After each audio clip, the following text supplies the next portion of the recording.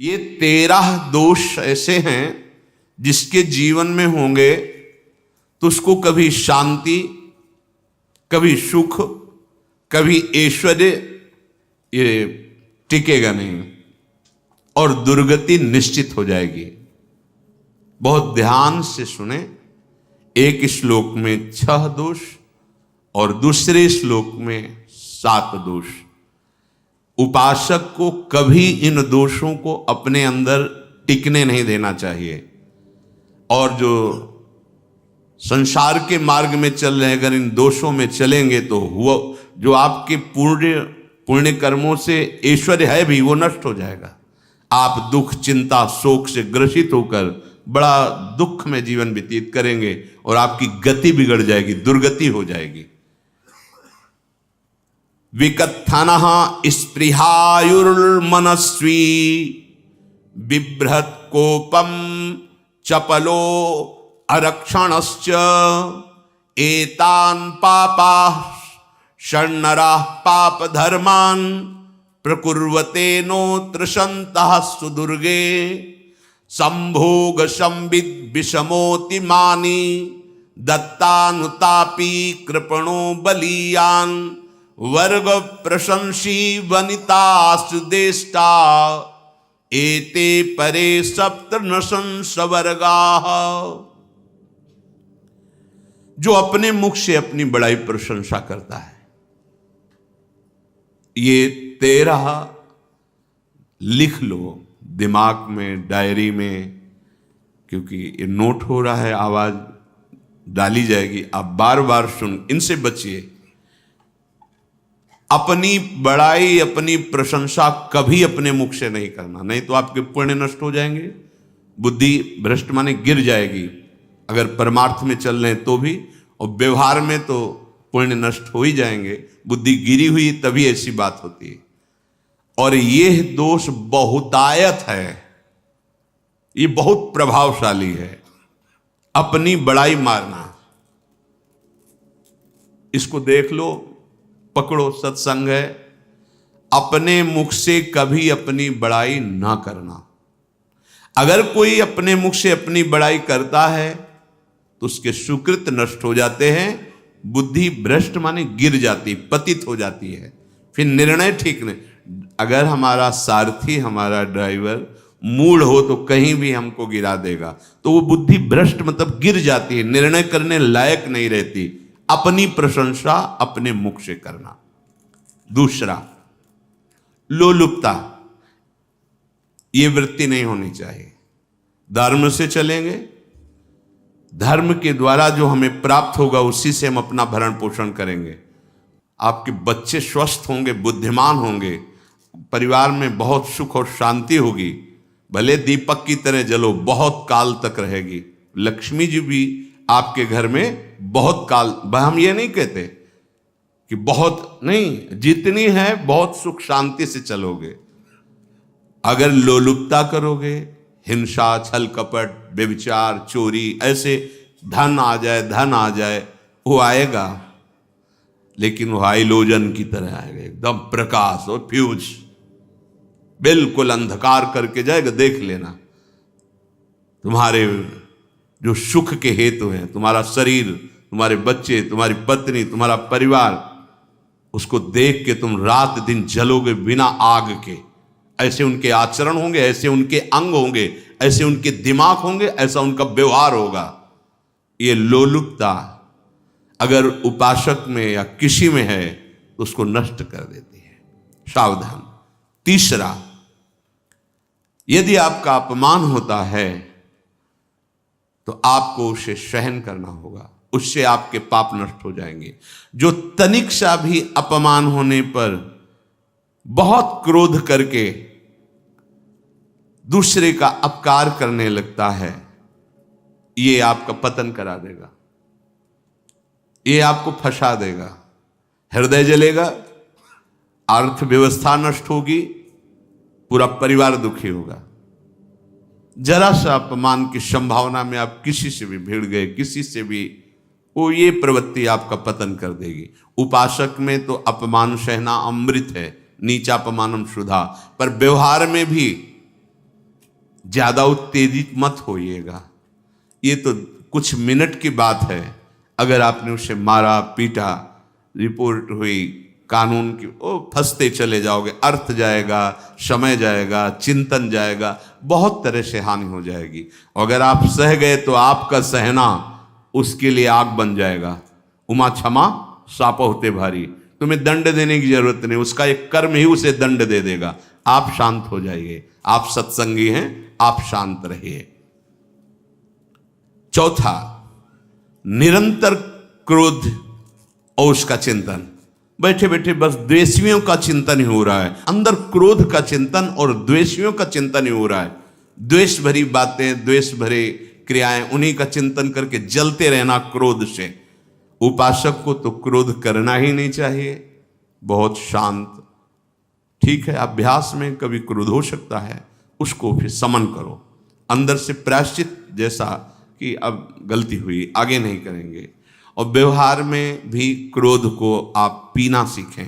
अगर बार बार आपका क्रोध प्रकट होता ही रहेगा, आपका स्वभाव बिगड़ जाएगा, आपके पुण्य नष्ट हो जाएंगे और आपका जीवन नष्ट हो जाएगा। देने वाला उतना दे देगा आपको, आनंदित रहो। पैसा खर्चा, सब पूरे जीवन का विध्वंस मचा दिया क्रोध ने। कहीं भी आप देखो, किसी से क्रोध करके देखो, फिर देखो तुम्हारा भजन चल रहा है, तुम्हारी वो आनंद वृत्ति है नहीं, जलोगे और वो जलन और गुस्सा दिलाएगी और वो बैठे बैठे जलो नहीं। ये क्रोध जो है, ये चाहे व्यवहार में हो चाहे परमार्थ में, दोनों की हानि करने वाला है। और आश्रित जनों की रक्षा ना करना। अगर कोई भाग कर आपके पास आ गया है, कोई पशु पक्षी या कोई मनुष्य, आपको चाहिए कि अब चाहे हमारे पहले प्राण जाएं, उसकी रक्षा करेंगे। सीवी जैसे तो कोई बिरले ही होते हैं, पर इतना जरूर ध्यान रहे, जैसे कोई पशु पक्षी किसी भय से आपके सीमा के अंतर्गत आ गया है, अब उसकी रक्षा करनी है आपको। अगर आप स्वयं मार देते हैं या मरवा देते हैं, यह आपके सुकृत नष्ट कर देगा, यह आपकी दुर्गति का कारण बन जाएगा। और जो पाप कर्म उत्साहित होकर करते हैं, उपासक को तो बहुत सावधान रहना चाहिए, पर व्यवहार में भी जो नहीं करना चाहिए, अगर वो पाप कर्म आपके द्वारा मन में प्रेरित हो रहे हैं, संकल्प बन रहा है, क्रियाएं हो रही, दुर्गति पक्की, पुण्य नष्ट हो जाएंगे, दुख अशांति बढ़ती चली जाएगी, कभी शांति नहीं प्राप्त कर पाएंगे। ऐसा नहीं कि जो मन में आवे सो करें। पापाचरण निडर और उत्साहित होकर करना, अगर ऐसे लक्षण है, निश्चित दुर्गति होती है। ये 6, अपनी बहुत बड़ाई करने वाला अपने मुख से, लोलुपता, तनिक से अपमान में सहन ना करने वाला, निरंतर क्रोधी और आश्रित जनों की रक्षा न करने वाला, और निडर हर्षित होकर पाप कर्म करने वाला। दूसरे श्लोक में 7 है, 6 ये 7।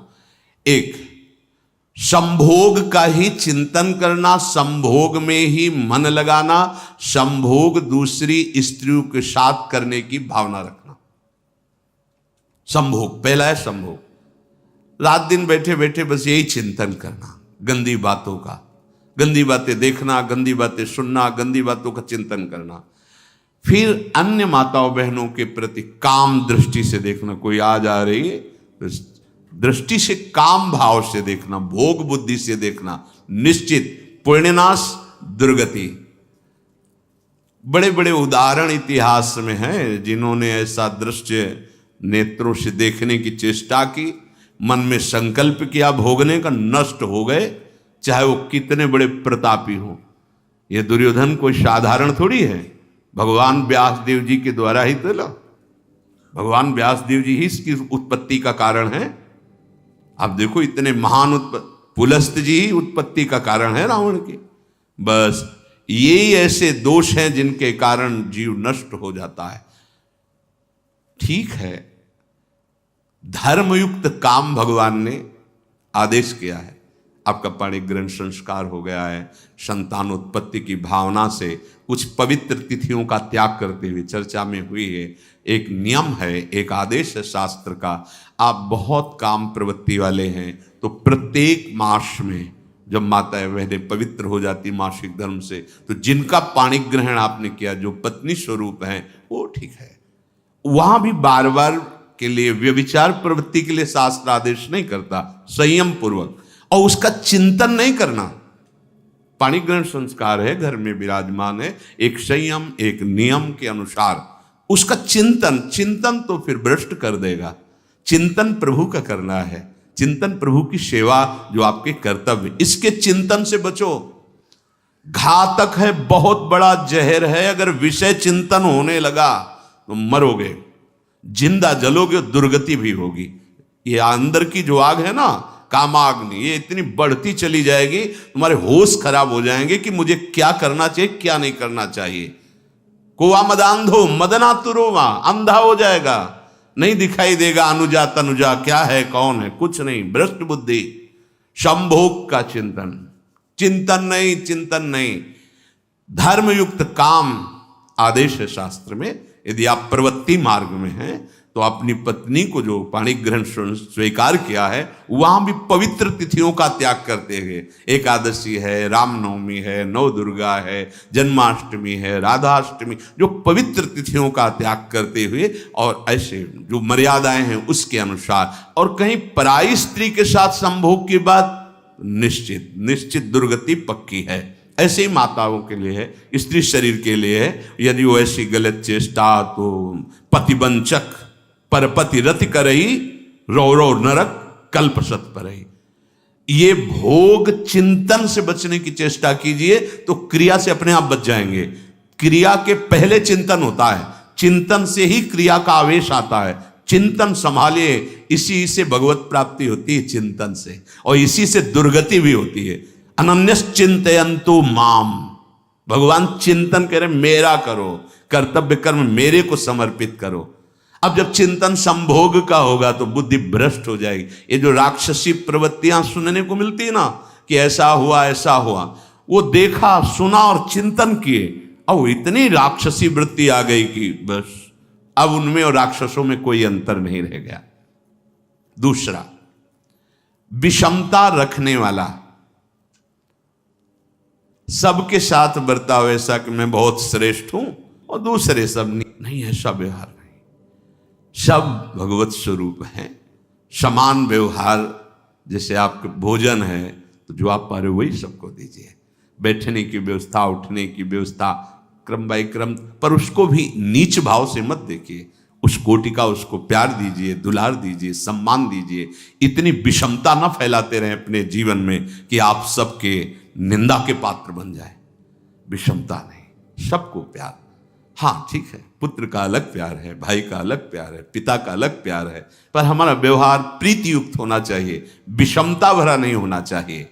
अगर हमारे चित्त में विषमता ही रही तो संसार है, प्रभु नहीं है। जीत विषम संसार कीर्ति जग बिस्तरे। जो विषमता पर विजय प्राप्त कर लेता है वही भगवत प्राप्ति का अधिकारी। ये विषमता बहुत बड़ी हानि है। तीसरी बात, अत्यंत मानी होना। जहां आपके प्राण कमजोर होंगे, पुण्य नष्ट होगा, आयुश्री सब नष्ट होना है, ऐसे आचरण करवाएगा गुरुजनों के साथ, महापुरुषों के साथ। ये बहुत नीच प्रवृत्ति है। अत्यंत मान प्रियता, मुझे सम्मान मिले। उत्तम प्रवृत्ति है सबको मान देना, स्वयं अमानी रहना। चौथा, दान देने की बात कह के मुकर जाना या दान देकर पश्चाताप करना। दे दिया है, बहुत जल रहे हो, दूसरे से वार्ता कर रहे हो कि पता नहीं क्या यार बुद्धि में हो गया, हमने उसको इतना कहा था, उतना दे दिया, क्यों दे दिया, ऐसा मतलब अंदर चिंतन करना, क्यों दे दिया तो दिया। इसके बाद जो आपका ये जलन हो रही, पश्चाताप, सुकृत नष्ट हो रहे हैं। दान देकर पश्चाताप करना या दान देने की बात कह के मुकर जाना। जैसे आपने कह दिया आपको इतना इतना ऐसा, अब आप मुकर गए, ब्याज सहित तुम्हें देना होगा, ये तुम्हारी दुर्गति का कारण बन जाएगा। ऐसे ही नहीं बोलना चाहिए, बहुत होश से। वाणी एक अमोल है, जो कोई बोले जान, ये तराजू तौल के तब मुख बाहर आन। पांचवा, अत्यंत कृपण होना। ना परिवार को सुखी कर पा रहा, ना अपने को सुखी कर पा रहा है। एक एक सिक्का बैंक में जो मर गया। धन की वास्तविक गति यही है कि अपने परिवार को खूब उसकी अनुकूलता प्रदान करो, उसमें से कुछ हिस्सा किसी ऐसे को जिससे तुम्हें बदले में कुछ लेने की भावना ना हो। कोई साधु महात्मा, गाय, पशु पक्षी, किसी भी जीव बीमार है शरीरधारी, उसके जिससे कुछ कभी लेने की भावना ना हो, एहसान की भावना ना हो। सो धन धन्य प्रथम गति जाकी, धन्य हो गया उसका धन। अब वो कृपण का धन किसी काम में ना स्वसुख, ना परिवार के सुख, ना धर्म कार्यों में, व्यर्थ जीवन चला गया। उसी धन का चिंतन करना, उसी का संग्रह करना और उसी की रक्षा करते करते शरीर छोड़ देना, तो चिंतन बिगड़ गया। तो कह रहे हैं जो कृपणता है और अर्थ और काम की प्रशंसा, उसी की चर्चा, उसी का चिंतन, रुपया और भोग, उसी की चर्चा कर, जहां बैठे रुपया की चर्चा, भोग की चर्चा, जहां एकांत में बैठे उसी का चिंतन, कैसे रुपया बढ़े, कैसे भोग मिले।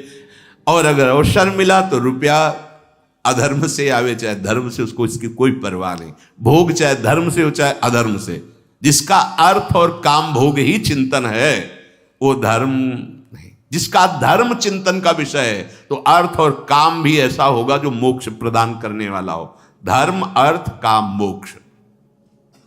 और जो बालक, स्त्री, पागल, असहाय, जो इनकी रक्षा न करके इनकी हानि करता है, दुर्गति निश्चित है।